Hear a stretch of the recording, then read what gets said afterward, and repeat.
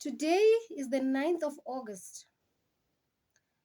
It's a very significant day in the history of our struggle in this country. On this day, 20,000 women from all walks of life in South Africa, the urban areas, the rural areas, the villages, came together to protest against the legislation on the movement of women around the country, especially in the urban areas. It is called Women's Day. Just to give a brief background, when they came and took over our country, they called this country South Africa, and they said it belonged to white people. So black people, the Bantu, were built what was called Bantustan. So according to the language that you spoke or the tribe that you belong to, you would belong to that Bantustan. If you speak Sesotho, Qwaqwa. If you speak Zulu, KwaZulu Natal.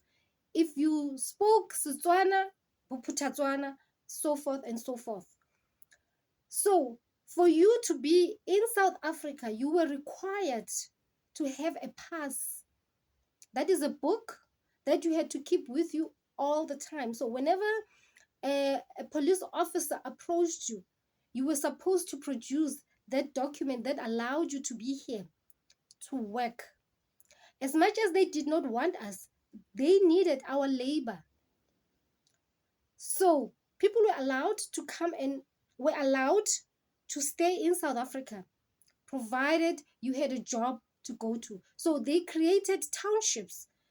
Those were the residences, temporary residences for people who came to live and work here. So they were not permanent. So you were only allowed to stay here, and when you had to retire or you were retrenched, you were supposed to go back home. So men and women had to carry these passes. Women had to carry the pass book on their neck. It was this big. They had to carry it on their neck. And because they worked in the urban areas as kitchen girls, that's what they were called. If you worked as a domestic worker, you worked in their homes, you were called a kitchen girl or a kitchen boy.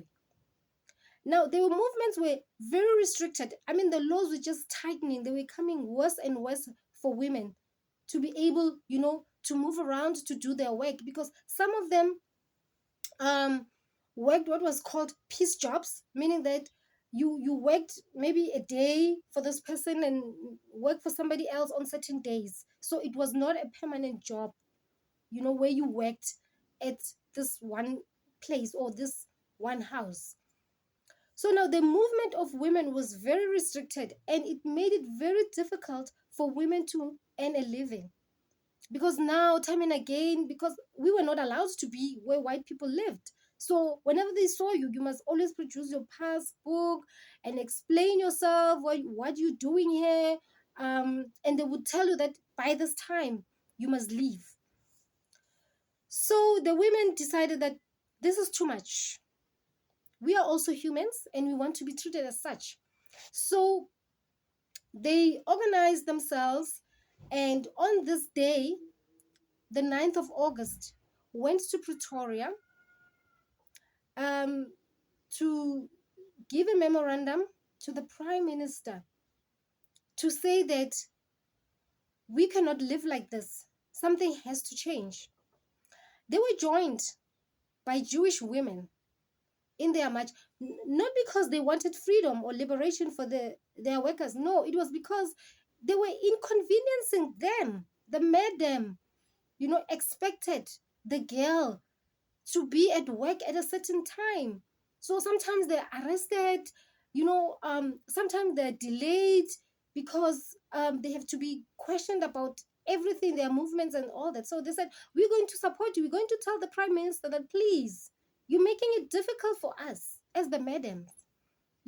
Our girls cannot be at work when we expect them, and for the length that we expect them to be. So they went to Pretoria on that day. So I want to tell you the story of this great woman. She never made it into the history books, but she's my hero, my grandmother. So they were living in Alexandra, which is a township next to Sandton, where the rich people live. I mean, everything in Sandton is expensive. Rich white people live there, and few black people these days live in Sandton. So just across the road is the township where black people lived. So my grandmother and other women decided that, you know what, we are going to make our voice heard by the government. We're going to fight, we're going to protest, we're going to challenge the government. And it was illegal to do so. But my grandmother put her baby on her back with other women with babies on their back, organized themselves in Alexandra to meet at a certain spot where they will find transport that will take them to Pretoria. But that did not happen. My grandmother and all the other women with babies on their backs, defenseless, were faced with white men with whips. They started beating on black women with babies on their backs, defenseless. They ran all over the place, afraid of the white man with a whip in his hand. These black women, defenseless with babies on their backs, had to run for their dear lives.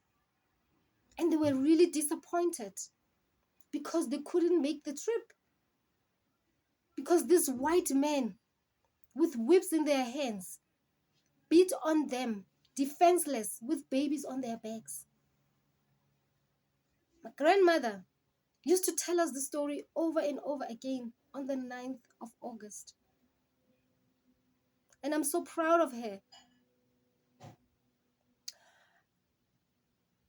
The sad thing is, I never told her this, that she's my hero. Because she decided that I'm going to do something about my situation. Her mind was never captured. She was able to think for herself that this is not the life that I want for myself and for my children. I'm human and I'm powerful as a woman. The laws were strict, especially on women. But she decided, with a baby on her back, that I'm going to stand up for myself. I'm going to fight for myself, for my dignity. I couldn't be carrying this book on my neck every day of my life. I have rights too. She is my hero. Peace be upon her. She never made it into the history books. She's not known by anybody. She's not a hero to other people. So she represents 20,000 women who never made it into the history books, who are unknown, who fought for us, that today we don't carry the book. They went on the anti-pass campaign in 1956, right at the heart of apartheid.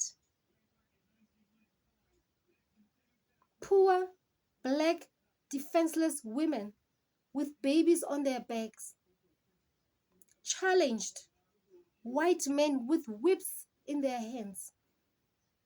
And today, I'm standing here and I don't have to carry that book because of what my grandmother and many other nameless, faceless women did. And as we commemorate this day, I want us to remember that we are where we are because of them. If these women never stood up, if these women were never brave, we would still be living in the Bantustans, having to be questioned every day, every single day of our lives. What are you doing here? What do you want here? You don't belong here. But they stood, the brave women, the nameless, faceless, black poor women with babies on their backs. They are our heroes today. Remember your grandmother. Remember your aunts who are heroes today. I know names will be mentioned today. And every time we remember this day, it's all about them. But today I commemorate my grandmother and all those women who paved the way for us to live a better life compared to theirs. Thank you so much. I will catch you in the next video.